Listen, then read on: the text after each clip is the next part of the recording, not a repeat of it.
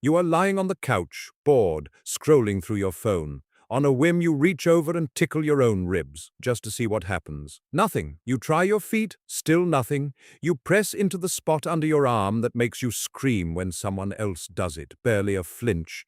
You just sit there, mildly annoyed, wondering why your own hand has zero power over you when literally anyone else's hand, a stranger's hand even, could reduce you to helpless laughter in seconds. It feels like a glitch. It is not a glitch.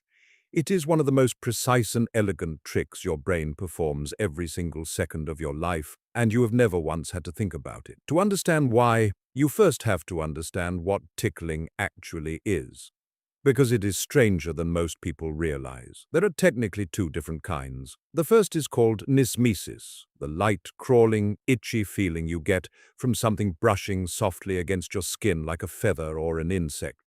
The second is gargalysis, the intense, helpless, laughing kind of tickling that happens with firmer, repeated pressure in specific spots: ribs, feet, underarms, neck. Gargalysis is the one that matters here, because it is the one that completely disappears the moment you try to do it to yourself. Here is the first clue. Gargalysis only works as a social experience. Animals that are ticklish, and yes, several species are, only respond to tickling from another creature, never from themselves. Rats laugh in their own ultrasonic way when researchers tickle them. Chimpanzees and gorillas show the same helpless response humans do when another animal tickles their feet or armpits. But take that same animal and somehow get it to tickle itself, and nothing happens. The response simply is not there. This pattern across multiple species tells scientists something important. Tickling was never really about touch. It was about who is touching you. To understand why, you need to go inside your own brain, specifically to a region called the cerebellum, tucked at the base of your skull. The cerebellum's job, among many things, is movement prediction. Every single time you move any part of your body, your cerebellum sends out a forecast. It predicts exactly what sensation that movement is about to create, a fraction of a second before it actually happens. This is happening constantly with everything you do. When you reach for a glass of water, your brain already knows what your fingers are about to feel before they touch the glass. When you walk, your brain predicts the impact of every footstep before your foot lands. This predictive system is not occasional. It runs every moment you are awake.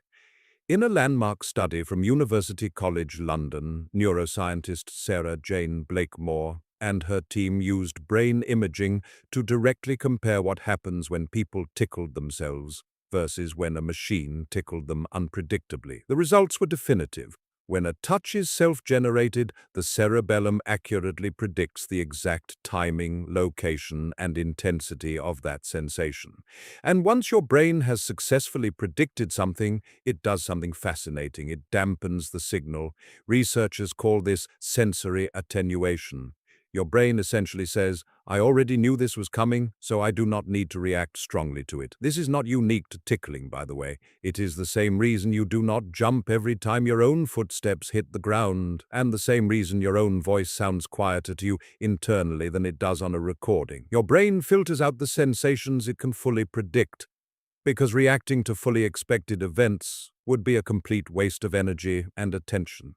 But when someone else touches you, that prediction collapses. You do not know exactly when their hand will move, how hard they will press, or which spot they will target next. Your cerebellum has no reliable forecast to dampen the signal with. The touch arrives essentially unfiltered, and your brain, which spends every waking moment trying to predict the world around you, suddenly hits a wall of pure uncertainty. That uncertainty is not a side effect of tickling. Researchers increasingly believe it is the entire mechanism. So why would your brain be built this way? Why design a system that specifically amplifies unpredictable touch into helpless laughter? The leading explanation goes back, like almost everything in this channel, to survival. Unpredictable touch on vulnerable areas of your body, your ribs, your neck, your underarms, the soft parts where major arteries and organs sit close to the surface, has always carried one obvious meaning throughout evolutionary history. Something is touching a part of you that you cannot easily see or defend. In a world full of predators, parasites, and physical threats, An unexpected touch to a vulnerable area was exactly the kind of signal that needed instant, undivided attention. The ticklish response, the flinching, the full-body reaction, the instinct to pull that body part away and protect it, may have evolved as a built-in alarm system for exactly that scenario. But there is a deeper layer here, too, because tickling, in humans and in several other social species, almost always happens in safe, playful contexts. Parents tickle infants, friends tickle each other, primates tickle their young during play. Some researchers believe ticklish laughter evolved as a social bonding signal specifically tied to vulnerability and trust. Letting another creature touch your most defenseless areas and reacting with laughter instead of panic may be an ancient way of signaling, I trust you enough to let you near the parts of me I cannot protect myself. Self-tickling could never carry that same meaning because there is no trust being extended. There is no vulnerability being shared. You already have complete access to your own body. There is nothing being risked, and so there is nothing for your brain to respond to.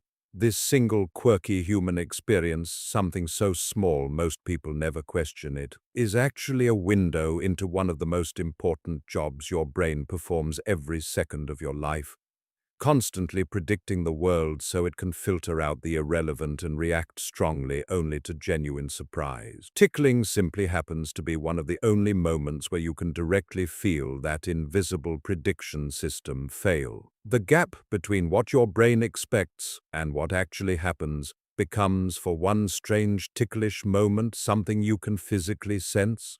So the next time someone surprises you with a tickle and you collapse into helpless laughter while wondering why you cannot do the exact same thing to yourself, know that you are not missing some hidden trick. You are simply feeling your own brain's prediction machine do exactly what it was built to do, protect you from the predictable, and pay close attention to everything it cannot foresee.